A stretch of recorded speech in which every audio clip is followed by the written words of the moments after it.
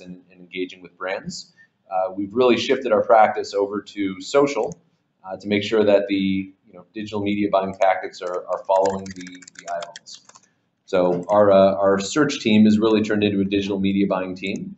And when we really look at what's happening in the space and frankly where we can help our clients find their customers, a big part of that is happening in social platforms. So before we dig in, we're just going to have a quick poll to make sure everybody's paying attention. And so Heather, I think, will be putting up a poll. If you can vote, this is a very easy question, but just want to get a read from the group in terms of which platforms you're currently engaging with, and we can maybe tailor some of the content later in the presentation based on that. And begin. Okay, so we have 87% are using Facebook, 67% Twitter, Pinterest is 47%, LinkedIn's a very close second with 73%, and YouTube 60%. All right. So everything, nothing will be omitted. Good for you. You were active in all the right places, and we will make sure we cover as much of that as possible. Want to make sure if everybody's seeing the right screens here. I just got a notification that some of the people are seeing a frozen screen of my pretty face on the intro there. So please chat to the moderator if you're not seeing the screen's moving. You should be seeing a slide that says trends in social advertising. All right, I'm getting a thumbs up. So some of the overlying trends that we've seen over the last few years, again, some of these are being accelerated this year. A lot of these quote unquote trends or new trends and insights have been in motion for a while. We're just starting to see that amplify. So one, pay to play. So the theme of this webinar is really the move from organic to paid. And it's not a complete shift from organic to paid, but it is a general shift we're seeing in terms of where most of the brand engagement is happening, and again the resulting tactics that need to follow that. Native advertising is going to continue on more platforms. We'll talk a little bit about what the differences are there. Objective-based advertising, not all social advertising or digital advertising is built for the same types of goals. So we want to make sure the goals with what you're doing on social actually align with the tactics. The shift to mobile happening everywhere, but especially on social, and the huge growth that we've seen in terms of online video.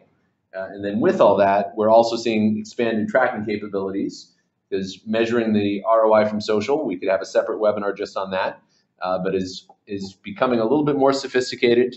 Still has a way to go, but that's important in terms of any shifts in digital marketing budgets. Measurement needs to follow.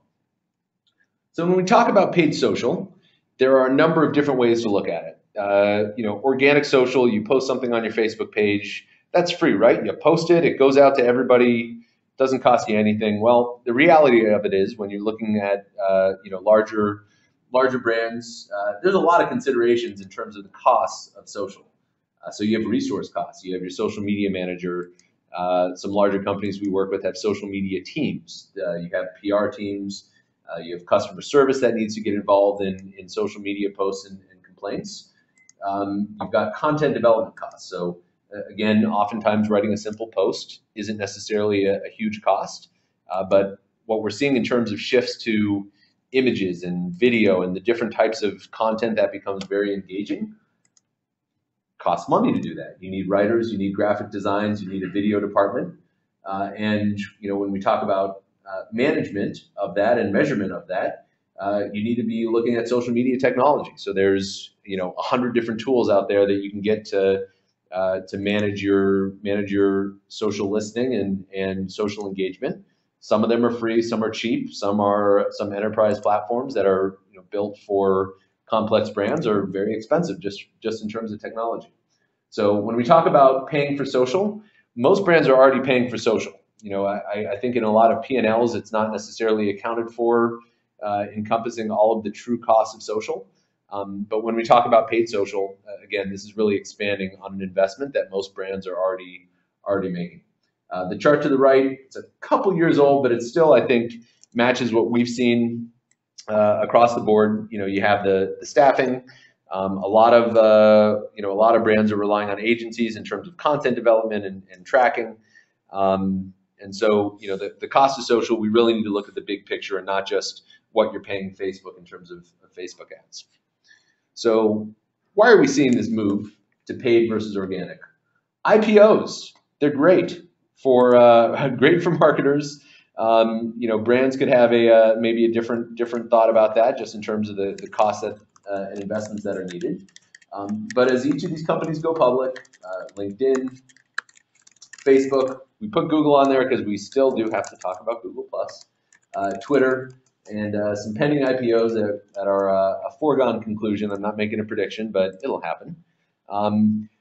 These IPOs are expected to make money, and Facebook has a fairly large audience, as we all know. And when you look at Facebook's opportunity and you look at the multiples of their valuation, the true way that Facebook is going to meet to make Wall Street happy isn't going to be to add billions and billions of more users, which they are doing internationally, but increasing their yield off of the visitors and loyalists that they already have, which means across all of these platforms, advertising is going to grow. They have brands involved. They have brands that are, frankly, making a lot of money using their platforms. It's a foregone conclusion that Facebook, Twitter, LinkedIn, and soon to be some of the other platforms are going to find a way to make money and make brands pay for the engagement that they're already getting off of these platforms. So, before we go into any specifics, this is really what's happening in the industry. And again, we need a plan for that next year and the coming years for brands to really have an impact on these platforms. There's going to be a combination of paid and organic, and we're really seeing that shift to making brands pay to get the exposure that they're really looking for. So this is a chart. There's hundreds of these that look very similar, but there's really a convergence of paid and earned media as it relates to social advertising. At its essence, especially when we talk about native ads, the content is really earned media, but you're paying to amplify it. So the lines are certainly blurring. We could point at which, where in the chart social advertising falls. A lot of that, I would say, depends on the objective and what you're trying to accomplish with your audience. But the lines are certainly blurring between paid and earned, especially through the use of native advertising. So one of the things we've seen, and there have been a few points in time where the changes have, I would say, been less incremental and more drastic. Updates to Facebook's EdgeRank, the engagement that you get from organic versus paid is certainly starting to shift significantly. So one of the things we also found, and this is a quote from someone at Facebook. I think it's actually, we didn't include the citation here, but we will when we post this live. Facebook saying, we expect organic distribution of an individual page's posts to gradually decline over time as we continually work to make sure people have a meaningful experience on the site, which is a hint that meaningful experiences are paid meaningful experiences. So again, we're seeing that they've backed up some of that talk in terms of what some of the brands we've worked with and consulted with are seeing in terms of that engagement, which is paid reach is winning. I was told we should put a picture of Charlie Sheen on here, but I think that's old news. So many brands, when they look at where they're getting most of their reach, it's happening through paid, and there are a number of theories in terms of where that's coming from. Of course, Facebook's move, and there's so much content and so many brands posting so much stuff on Facebook. They're making it harder to get into the newsfeed and actually get in front of the customers that you've earned, the likes that you've earned on your page. If you want to reach everybody that's following you, of the vast majority of brand engagement, it doesn't happen on your page. It's very rare that customers or fans are actually going to your brand page and interacting with you there and looking through your timeline. It's all about getting into the newsfeed, and that's what Facebook controls with their EdgeRank. So again, paying to get into that newsfeed where the majority of the engagement happens. If you were to look overall at all of the posts from your network, from your friends, Facebook's secret sauce is picking the right posts that are going to be most engaging to you to customize that newsfeed content for you. So it's getting harder and harder to make sure that your brand posts are actually getting into the newsfeed, which is where the engagement is happening. So another part of that shift is, in terms of native ads versus traditional advertising. So traditional paid search, banner ads, rich media, a lot of those ads are really designed to be a disruptive experience. They're designed to take you from reading a blog or from searching on Google and to take you to their site where you can sell them something. And it is, again, it's funny that we're calling a lot of complex digital media tactics traditional advertising, but in their essence, they're about a disruptive experience and taking you from a page, from a blog, from an experience into a brand experience. Native ads is really the convergence of the paid and earned media, and that's where we see social ads going. It's native ads. It's advertising to people on Facebook within their newsfeed. It's showing up within, within their Twitter feeds. It's disrupting in less of a fashion, when someone is going through pin boards and promoting pins. So it's putting that advertising in the same format of the sites where people are actually engaging and spending their time. Again, it's difficult from a marketer standpoint because that is a less disruptive experience. But frankly, we need to be speaking to our customers and our fans the way that they want to be spoken to. So another shift that we're seeing is in terms of objective-based advertising, and we'll go through some of this in a little bit more detail when we talk about the differences between each of the platforms. But not every post is meant to be, again, that disruptive experience to bring someone over to your website. It's not all direct response. It's not all necessarily trying to drive a specific action. Now, as a direct marketer, that's blasphemy that I was just speaking, but there's a balance in terms of what you're talking about on social, and we'll talk about that in terms of some of the best practices moving forward. So another big shift that we're seeing, mobile is changing the game. If y'all remember a few years ago, Facebook wasn't doing that well on the stock exchange, and suddenly there's been an uptick. And a big part of that came from their ability to monetize mobile, which they were really not doing early on. So mobile, in terms of where people are spending time on these platforms, is huge. I mean, the stats to the left are there. It's what everybody understands and knows. Certainly, Facebook is doubling, tripling, quadrupling down on mobile with their acquisition of WhatsApp. And we think mobile and mobile experiences are certainly only going to grow. And that goes across the board, but certainly for social advertising. And when we talk about the types of content that's more engaging, brands need to also think about that mobile experience and potentially a mobile first experience versus the traditional way we think about paying for media, which is driving someone to my site and hoping they take an action on my site. Another trend, online video exploding, absolutely exploding. We're seeing that in terms of current numbers. Projections are of course only getting larger and larger in terms of the amount of billions that are going to be spent in online video. And again, this is a little bit of that intersection between paid, earned, and owned. But the same things we're seeing on YouTube, as we're seeing on Facebook. If you want to reach that audience and you want to reach a targeted set of customers and get your message to the right people in the right time, they're going to make you pay for it. That's how these platforms make money, and of course, our tactics need to follow. So again, we're seeing some expanded tracking capabilities. So again, if we're looking at spending more on these platforms, we want to make sure that it's measurable.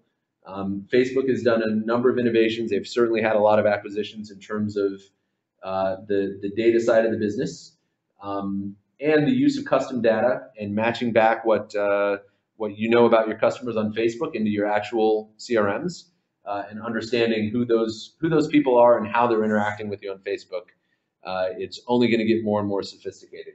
And again, a lot of these advanced features are available to the brands that are actually advertising on Facebook, because again, that's how they make money.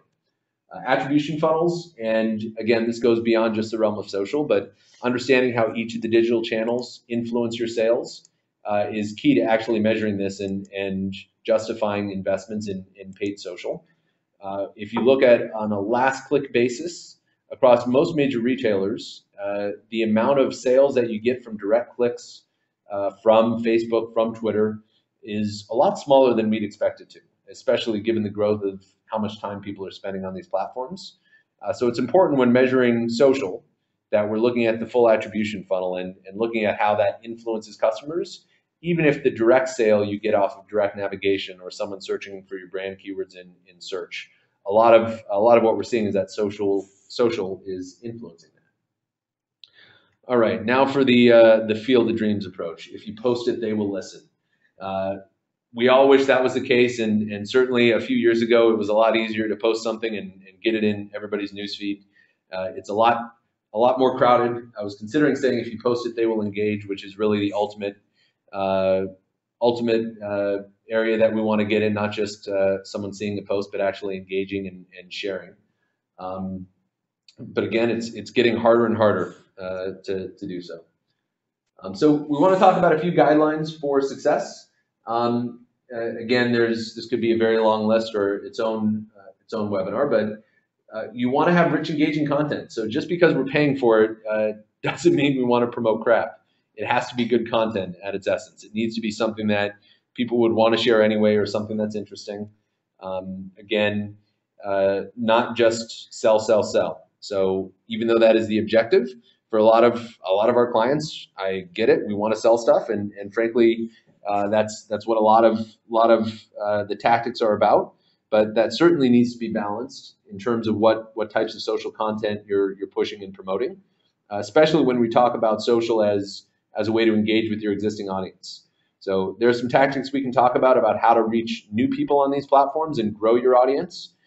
In those cases, the sell message can actually be a little bit more direct and a little bit more aggressive. But if you're talking about your own customers on Facebook and the thousands of people that have given you the honor of liking your page, if you're selling to them at every chance you get, that engagement is going to decrease as Facebook sees less and less engagement on your posts. They're going to show up less in the newsfeed, and you're going to have to pay more to promote that. So it's not only let's make everybody happy, but in the long run, it's going to save you money, because as the quality of your posts increase and as people are more likely to engage and share with that, Facebook is going to reward you for that, and you can get more organically than you have to pay for.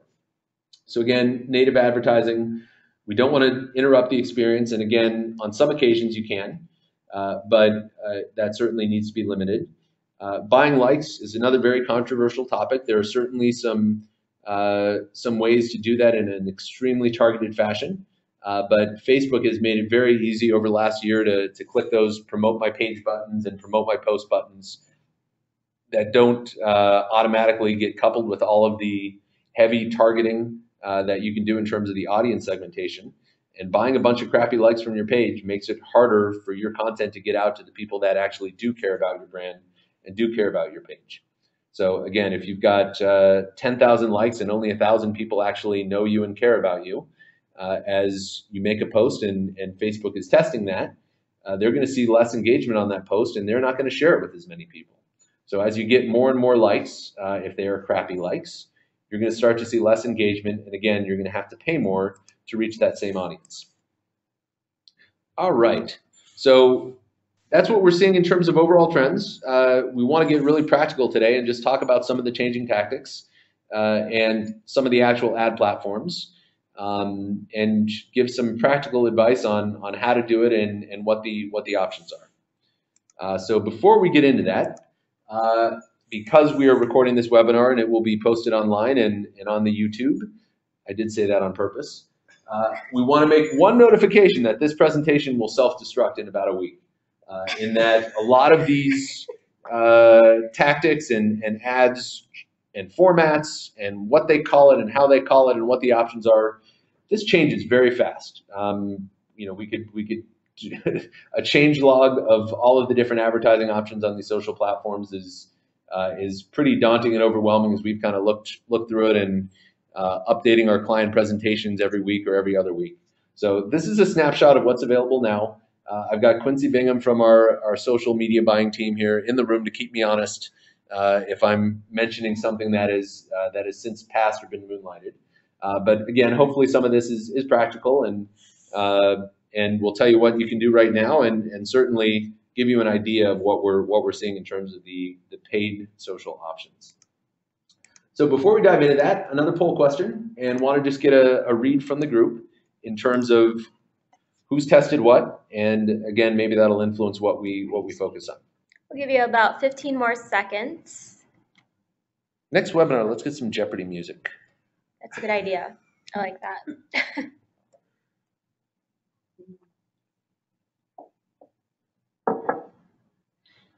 Ding, time's up.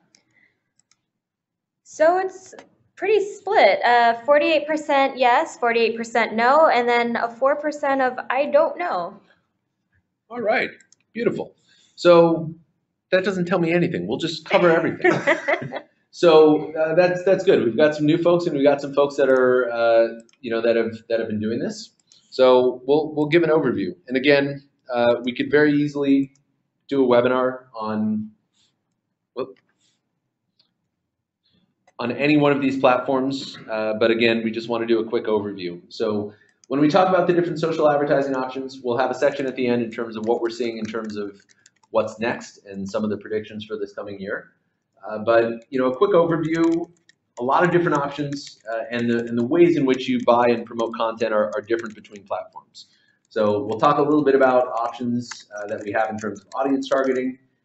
Geo-targeting is a biggie.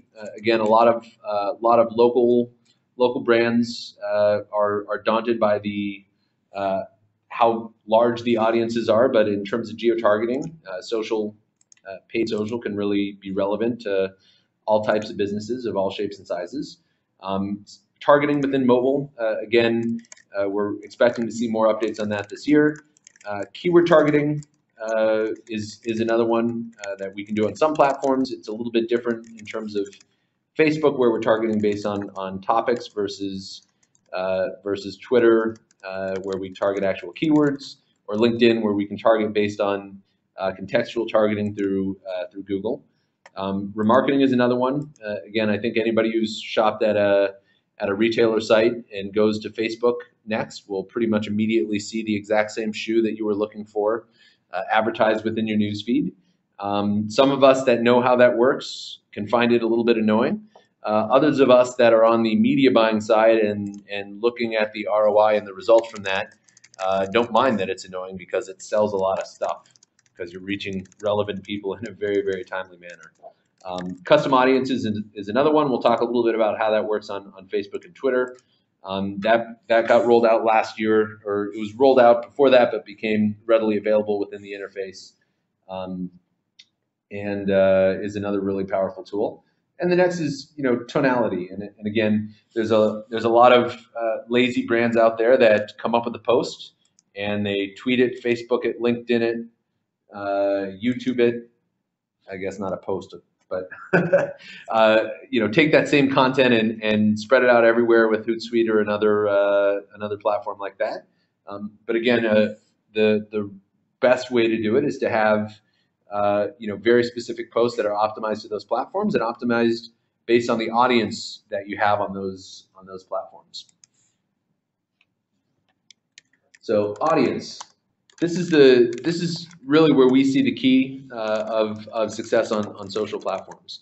So taking a step back, we actually have a number of clients that we work with that are now spending more on Facebook than they are on Google, and not brands that are trying to get a lot of likes, but direct marketers that are trying to generate leads and referrals.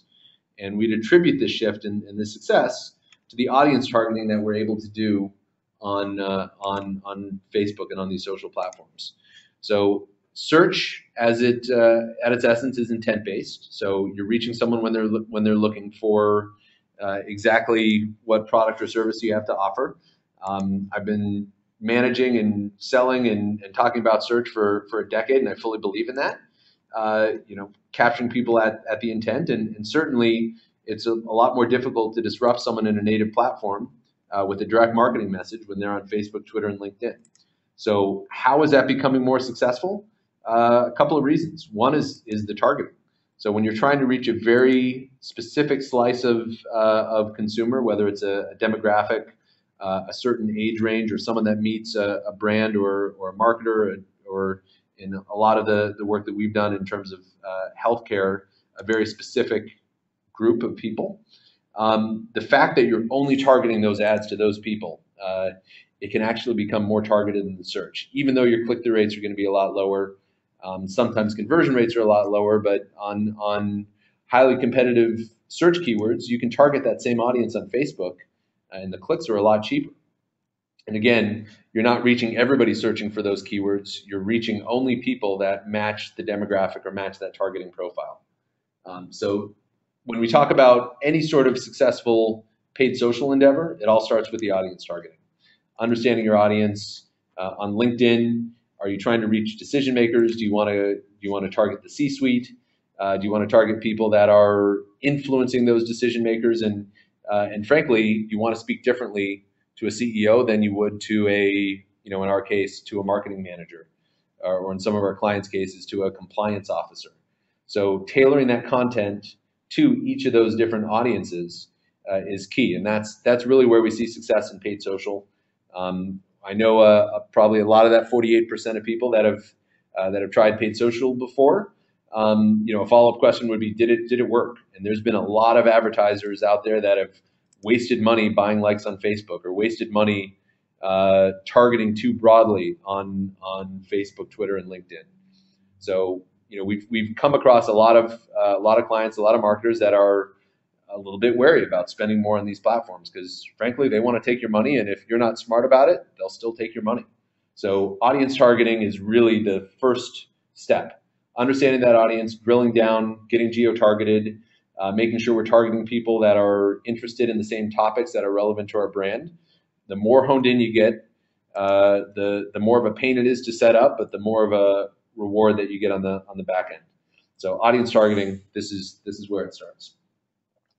Another thing to talk about is just use cases. So when we talk about buying digital media, a lot of marketers start and trying to look at every platform the same. They want to measure how does my paid search do versus display versus retargeting in terms of driving leads, and what's my cost per lead on each platform. In Facebook, there's a lot of social agencies out there that are looking at engagement, and we fully believe in engagement, but we also think that some of the other direct response metrics need to be blended with that. So it all starts with the goals, and again, the content needs to align with those goals. So social advertising isn't just about buying likes, and it's also not just about driving clicks from these social platforms to your website to fill out leads. So contents, sneak peeks for new products, great food for social content, giving coupons to your existing audience, making sure you can measure those coupons so you know that they're coming from your Facebook audience. Behind the scenes looks are great. Introducing new team members, targeted videos about your organization. Again, using content that's optimized for these platforms, and not necessarily taking your banner ad and turning it into a Facebook post. So Facebook made a shift over the last year to really change the ad formats. Sponsored stories went away, and before you can create an ad on Facebook, you need to pick your objective. So page post engagement, generating likes, generating clicks to your website, driving conversions. Facebook conversion tracking has been updated and upgraded. In terms of targeting the mobile audience, going after app installs, trying to get engagement on your app. Event response and offer claims. I already read through the full list. Might as well complete it. So again, objective-based advertising, and the measurement that you're looking at within the platform matches those objectives. So again, looking at a diverse array of what those options are, and making sure that the ad formats are really measured that way and are optimized to deliver the desired action. So one of the things we've seen on Facebook earlier last year, I think before June, Quincy, am I right? He's nodding. Facebook had 26 different ad formats. As a digital marketing agency, where we look at that stuff every day, and we're in the platform, and we're talking to our Facebook reps every week and reading all the industry stuff. I couldn't keep track of this stuff. All of the ad formats were just, it was insanely confusing, and certainly to the self-serve platform, very confusing for small businesses and other marketers. So Facebook made a shift last year to really simplify the types of ad units and make it easier for marketers to push their content. Again, more about promoting that content than dealing with all the different ad formats.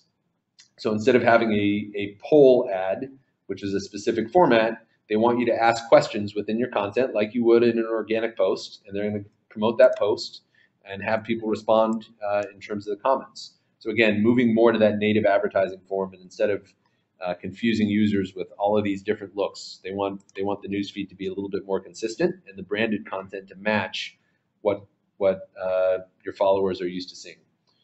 View through conversion tracking, again, trying to quantify what we're seeing in terms of sales lift, and of course the Facebook ad exchange we'll go through a little bit in a moment. The other thing is again the big shift and part of why Wall Street loves Facebook again for now is their ability to monetize mobile.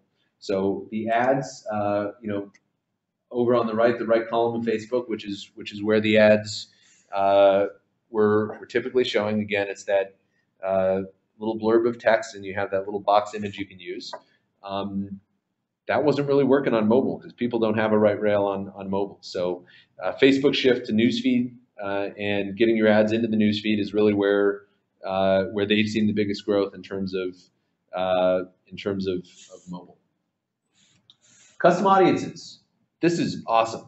A lot of people don't know about this, but you can take your email list, load it up in a spreadsheet. This is super simple to do. And Facebook is going to look and see how many of those people have accounts on Facebook. It can be a little bit more difficult for B2B where people don't necessarily have their business addresses linked to their Facebook account, but they'll tell you what percentage of your audience is actually on Facebook. And then you could target ads to people that don't like you yet, but are in your database, have been customers previously, and you can target them like you would anybody else on Facebook, but you're, again, reaching that custom audience. So to have segmented lists, if you have a sales list, a prospect list, a lost client list, you want to message to those people differently.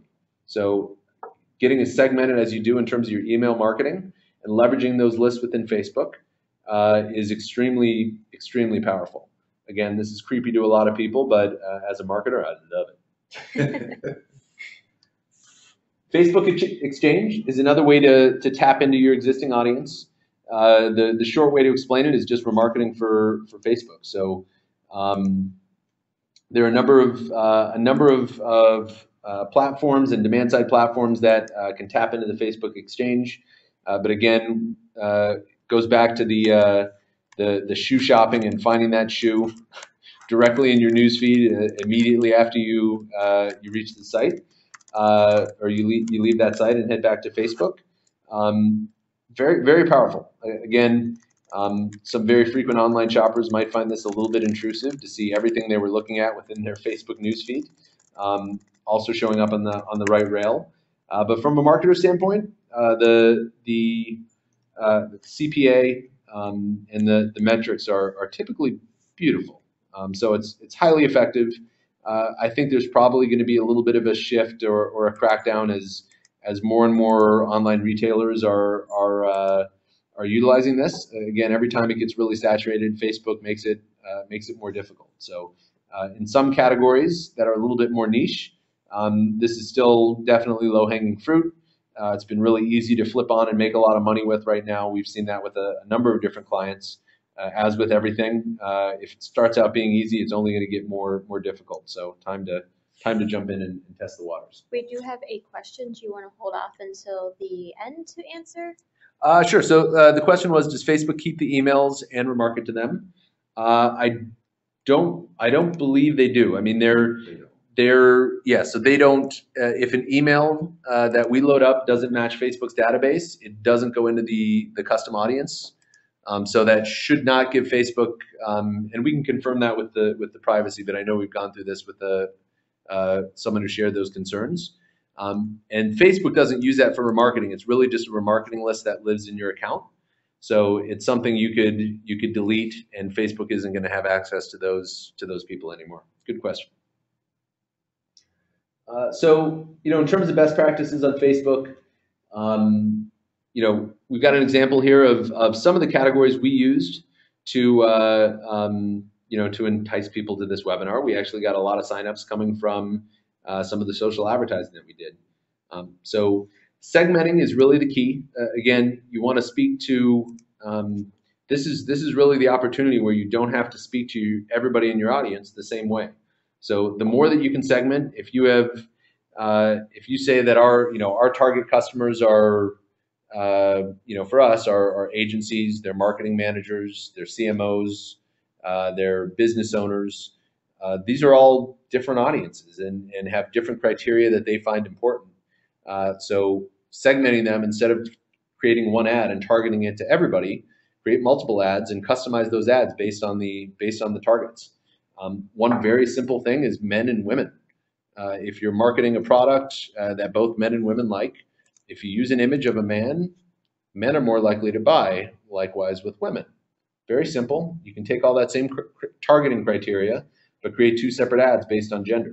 Same with age. We've done some healthcare marketing where the whiteheads, if they see an older person in the image, I shouldn't have said whitehead, but matching demographics with the images and with the messaging is very compelling. And again, when we're talking about how to win, it's all about doing those little things and getting very targeted and very engaging.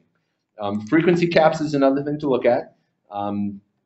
Again, this differs. There isn't one best practice for frequency caps, but that is something over time. If you're not updating and modifying and tweaking your Facebook campaigns, and you have a limited audience, which means you've done a good job, you're going very targeted. But if you're only targeting 2,000 people, there's a limit to how many impressions you can actually get, because Facebook doesn't want to keep showing the same ads to the same people. So understanding and watching those frequency caps and making sure that you're adjusting creative regularly is the key to tapping into that same audience, because at some point you're going to saturate the market or your target market with the same messages. All right, on to Twitter. So two primary advertising options on Twitter, and there's some more that are coming. But in general, there's two ways to go about it. One is promoting accounts, so getting more people following your Twitter feed and growing your audience. And the other is taking tweets or a message and promoting that message. So you can promote your account or you can promote your message. So again, promoted accounts suggested based on a very specific list of targeting criteria. So again, buying just a bunch of followers, and there's certainly a ton of crappy sites out there or spammy sites that'll give you 1,000 Twitter followers by next week. Don't do that. Doing this in a more targeted fashion where people can opt in and they're actual people that are potentially following the competitors of yours or following an industry resource that would tell you that they are very aligned with what you're trying to sell, is actually a way to kind of amplify what you're doing. Because again, once you grow that audience, if it's a targeted audience, if they're engaged, if they actually decided to follow you because Twitter suggested it, it's actually a great way to kind of kickstart what you're doing on Twitter. The other piece is promoted tweets. So having a message and amplifying it. That's one way that we really consider social advertising. We call it social amplification or content amplification. You do want to talk to your existing audience, but sometimes you want to speak to new customers and use social as a platform to reach new customers and bring people into your brand. So again, there's some cost per follow pricing.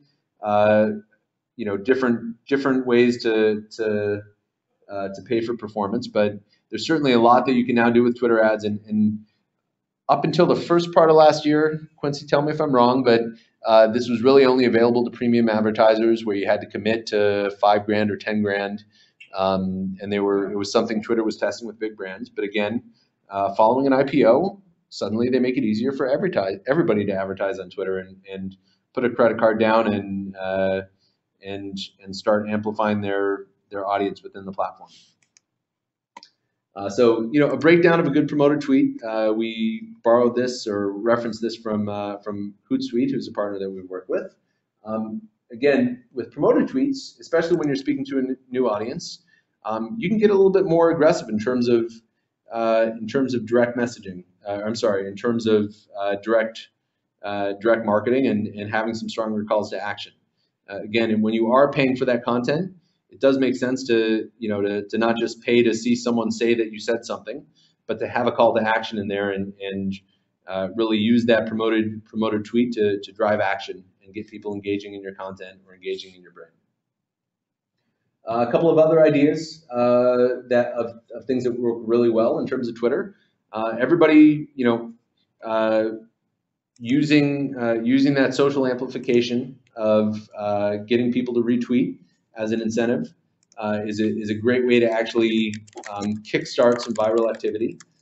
Exclusive, so creating an offer that's just available to Twitter followers is another great way to actually get people engaging and wanting to use wanting to speak about your content and engage with it. And the other piece, Twitter, geo-targeting has actually gotten a lot better. So you can target based on proximity, and you can target for people asking for, as a restaurant, for lunch recommendations within a proximity of your restaurant. So really powerful, not just for big brands anymore. There's certainly a lot of opportunities to reach people in terms of that one-on-one marketing with Twitter. So again, audiences can be defined, and just like Facebook, this is really the key. We can target based on your own list. So similar to the Facebook audience targeting, you can find your existing audience that's already on Twitter and not yet following you. Target people that are watching a show that big brands do that if they have commercials running. But again, that's another way to define different types of audiences. You can target based on keywords and hashtags on Twitter. So if there's a specific subject and you have a piece of content or a white paper or a blog post that speaks to that subject, you can really go after those people that are actively tweeting about the same subjects. And same thing based on interest. So what we were doing in terms of trying to drive signups for our webinar, targeting followers of SEO mods and other types of Twitter handles that people in our industry we know are watching. Find your competitors and target people that are following them. Very effective way to do some conquesting and get your message in front of the right people. LinkedIn. So again, this is another platform that is obviously optimized for B2B. And one of the shifts we've seen with LinkedIn is, even though it started out as this "I'm looking for a job" platform, it is really turning into a media source. If you look at LinkedIn's newsfeed, I mean, their objective is to become the most highly customized content delivery based on what they know about you and what you're interested in, what you're involved in, the groups that you're in, the kind of content that you interact with. So LinkedIn is really shifting, and this has been happening for a while, but really trying to be a media platform. So if you look at your LinkedIn today or your LinkedIn newsfeed, it looks a lot like Facebook. It's posts from brands. You can like it, comment on it, share it. Sound familiar? Of course, yes. So two ways that LinkedIn, in terms of their self-serve platform, let you advertise. The targeting, we'll go through that in a minute, but you can create ads similar to the right rail Facebook ads that have that that little picture and the search-esque headline and description text. The other way, and this again launched in their self-service platform late last year, is sponsoring content and sponsoring your company updates and amplifying that content, getting that into the LinkedIn newsfeed, and getting more and more people that match your targeting criteria to see that content, to see that white paper, and the content that you're trying to share. From a B2B standpoint, we're certainly seeing things shift over to the right in terms of sponsoring updates being more and more effective as more people are actually looking at that content on LinkedIn and not just going there when they're looking to jump ship. So LinkedIn premium advertising, there's a bunch of other ad units. The cost to get in is a little bit higher than with the self-service platform where you put down a credit card and pay per click. But LinkedIn's getting very innovative in terms of the different types of content ads and ways that you can engage with with your audience. So not just static banners, not just click on this this update, but actually expanding that with content images and letting people interact with those ad units. Another thing we think is really cool is SlideShare, who LinkedIn purchased a couple years ago or sometime around that, are actually starting to integrate SlideShare content into the ad. So again, it's more native advertising and trying to push relevant information directly where where people are looking. So some considerations with LinkedIn. CPCs are really high. High is a relative number because we typically see really high conversion rates from LinkedIn as well. So clicks can be costly, but are generally worth it. The people that actually click are generally more likely to convert. In terms of best practices, you definitely want to run a number of different ads. Same best practice across any platform, and pause the ones that are underperforming. One of the current ways that it is set up, and from our standpoint, I would consider this a beef that I have with LinkedIn ads, which is that the targeting criteria is all at the campaign level. So in order to really be effective on LinkedIn, you need to create a lot of different campaigns. If you want to be speaking to C-level executives versus marketing managers, or if in our case we want to be speaking to SEO enthusiasts versus analytics people versus digital media buyers or in-house marketers, you actually have to create separate campaigns because the targeting is all at the campaign level. So that's just a consideration. But again, you have that same targeting criteria, and the way that you can drill down in terms of targeting specific job titles. Of course, you have location, age. The targeting criteria is just amazing in terms of how honed in you can get.